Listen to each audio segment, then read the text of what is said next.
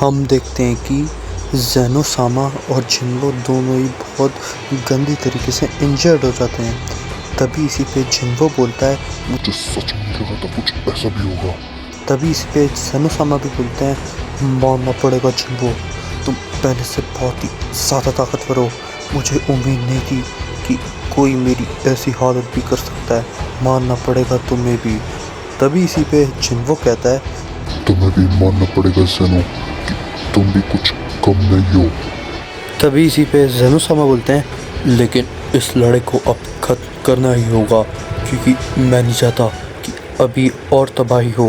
पहले से ही बहुत ज़्यादा तबाही हो चुकी है, अगर ज़्यादा तबाही हुई तो बहुत बड़ी प्रॉब्लम आ सकती है।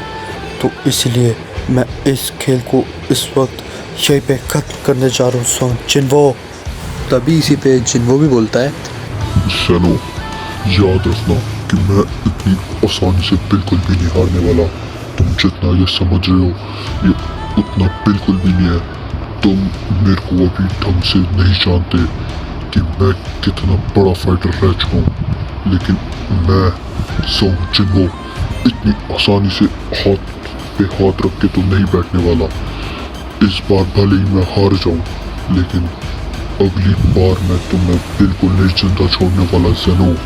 तुम ये सोच भी नहीं सकते कि मेरी ताकत आखिर क्या है। तभी इसी पे ज़ैनो सामा बोलते हैं, लेकिन अब तुम्हें मरना होगा जिन्वो, क्योंकि मैं नहीं चाहता कि आगे जाके और भी कुछ ज़्यादा तबाही हो। इतना कहते ही हम देखते हैं ज़ैनो सामा अपना हमला जिन्वो के ऊपर कर देते हैं, लेकिन तभी हम देखते हैं ज़ैनो सामा को एकदम से आके एक बहुत बड़ा अटैक लगता है और वापस तुरंत ही एक बहुत बड़ा धमाका होता है। तभी इसी पे ज़ैनो सामा बोलते हैं, अब भला ये कौन है, आखिर इतना बड़ा हमला, किसके अंदर इतनी हिम्मत है कि वो मेरे ऊपर इतना बड़ा हमला करने की कोशिश करे। तभी इसी पे जिन्वो कहता है, तुम्हें सच में लगा था ज़ैनो कि तुम मुझे इतनी आसानी से हरा दोगे।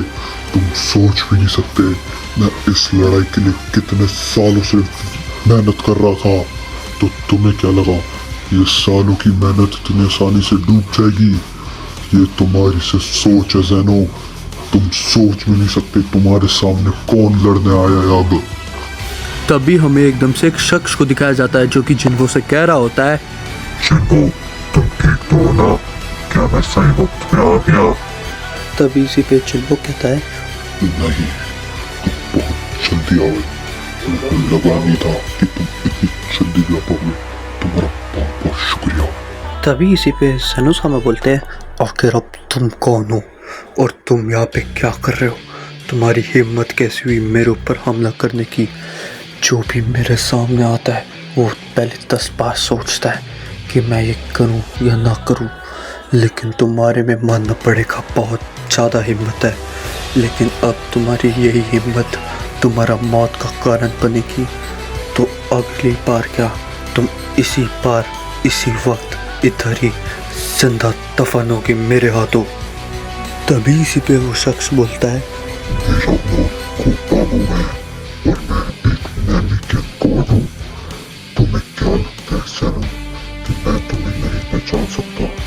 तुम्हारे पिता ज़ैनो, तुम्हारे पिता से भी मैं लड़ चुका हूँ, लेकिन तुम्हें सच में नहीं लगा होगा कि मैं तुम्हारे पिता को जानता भी कैसे हूँ। तो ये एक बहुत बड़ी लंबी कहानी है। तो इसलिए जो तुमने कहा है कि तुम मुझे जिंदा दफन करोगे, तो ठीक है, तो मैं तुम्हें उस चीज का पूरा मौका दूंगा। अपनी पूरी ताकत लगा दो और मुझे मार कर दिखाओ। इतना कहते ही हम देखते हैं ज़ैनो सामा तुरंत ही उसके ऊपर हमला करने के लिए चले जाते हैं और वो कहते हैं, तुम्हारे शब्द तुम्हारे साथ ही इसी वक्त दफन होंगे कोबामो। तुम्हारी हिम्मत कैसे हुई अपने मुंह से मेरे पिता का नाम लेने की? तो तुम्हें मैं पूरी तरह से मिटा दूंगा। तुम अब बिल्कुल नहीं बचने वाले कोबामो, तुम्हें इसकी कीमत चुकानी होगी। और तभी हम देखते हैं ज़ैनो सामा तुरंत ही उसके ऊपर अपना एक पंच करते हैं, लेकिन हम देखते हैं उस पंच का कोबामो पे कोई असर नहीं होता और वो अपनी जगह पे एकदम सख्त लोहे की तरह खड़ा रहता है। तभी इसी पे गोबामो कहता है, ये छोटे मोटे हमले में मेरा कुछ नहीं बिगाड़ सकते सनो, कुछ बड़ा करके दिखाओ। तभी हम देखते हैं गोबामो अपना एक छोटा सा हमला ज़ेनोसामा के ऊपर कर देता है, जिससे कि हम देखते हैं ज़ेनोसामा बहुत दूर जाके गिरते हैं। तभी इसी में गोबामो कहता है, मैं जब तक यहाँ पे हूँ सनो, तुम चिंटू का कुछ भी नहीं बिगाड़ सकते।